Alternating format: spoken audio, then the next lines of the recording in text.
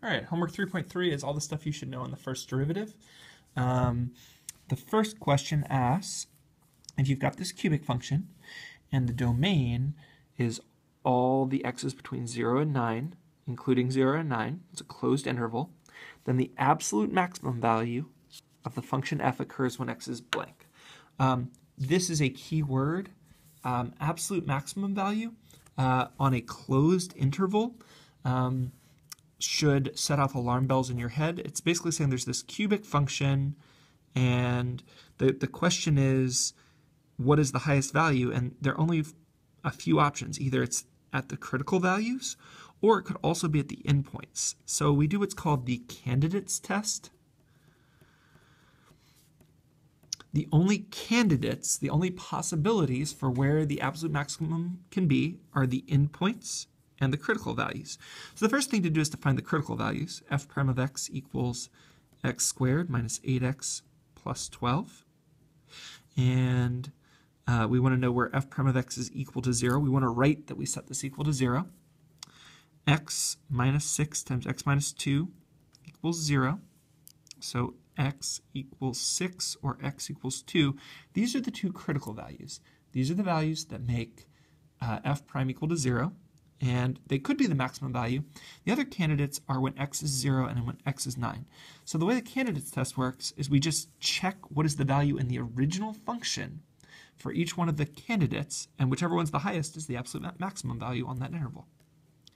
F of 0, f of 2, f of 6, and f of 9. These are the only possible maximum values. F of 0 is -5. F of 2, when we plug in 2 here, is 17/3. F of 6, when we plug 6 in, is also -5. And f of 9 is 22. So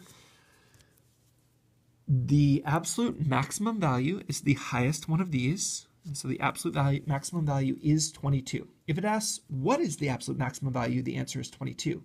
Here it asks, what value of x, what is the value of x where the maximum occurs? And that is E9.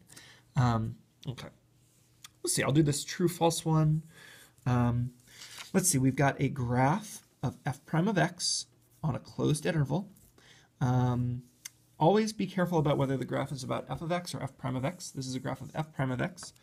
And so it wants to know, does f of x have two local minimums? Well, the local minimums will happen when f prime changes signs. So let's see what's happening. F prime changed from negative to positive to negative to positive.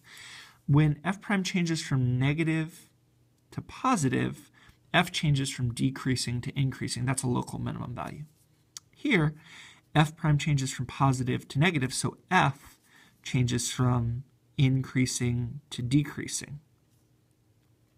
And then finally at E, f prime changes from negative to positive, so that means f changes from decreasing to increasing at E. So this is what f looks like at each of these points. So f does have two local minimums. That's true. Is f of x increasing between a and c? Well, no, f prime is negative, and so f was decreasing between a and c. That was false. Notice they like to trick you because if you look at this graph, the graph is increasing, but this is not f. This is f prime of x. F prime of x is increasing. F of x is decreasing because f prime is negative. F has a local minimum at x equals d. That is not true. F has a maximum value there because f prime changes from positive to negative. F has a horizontal tangent line at x equals e. Yes, that is true because f prime of x is equal to 0. F has in behavior of going down to the left and up to the right. Notice f prime of x is going up to the right. F prime of x is also going down to the left, but that's not f. F, as x goes down to the left, x goes to the left, remember f is decreasing because f prime is negative. Since f is decreasing, f goes up to the left. Here, f is increasing because f prime is positive, so f goes up to the right. So the end behavior was actually up to the left, up to the right, which is not what this says. Okay. Let's see. Let's do one more. I don't think any of these are too bad. They're a lot like our ones from last class. So let's do one on the back. Okay. We want to know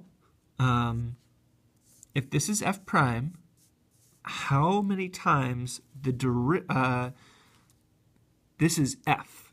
We want to know f prime crosses the x-axis in how many points. Well, f prime crosses the x-axis when f prime changes from positive to negative. So we're looking for where does f prime change from positive to negative, and that will happen, I'll call this A, B, C, and D. That will happen 4 times because at A, f prime changes from positive to negative because f changes from decreasing to increasing. Oh, you guys can't see this very well. F changes from increasing to decreasing, so f prime changes from positive to negative at A. At B, f prime changes from negative to positive because f changes from decreasing to increasing. So at B, f prime has to change from negative to positive. At C, f prime changes from positive to negative because f changed from increasing to decreasing. And then at D, f changes from decreasing to increasing, so f prime changes from negative to positive. So f prime crosses the x-axis 4 times. Let's see, we'll do one more. 13. The maximum acceleration attained on the interval from 0 to 3 by a particle with this velocity is blank. Okay, the maximum acceleration on this interval, it's a closed interval, maximum acceleration, this is Candidate's test. So we want to know what the maximum acceleration is. Well, this isn't the acceleration. This is the velocity.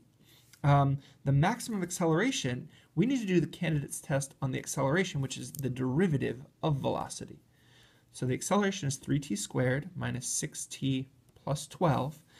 And the Candidate's test says the only places that the acceleration could be the maximum are what's the acceleration at 0, the acceleration at 3, or any places where the derivative of the acceleration are 0. So the derivative of acceleration is 6t minus 6, and that's equal to 0 when t equals 1. So the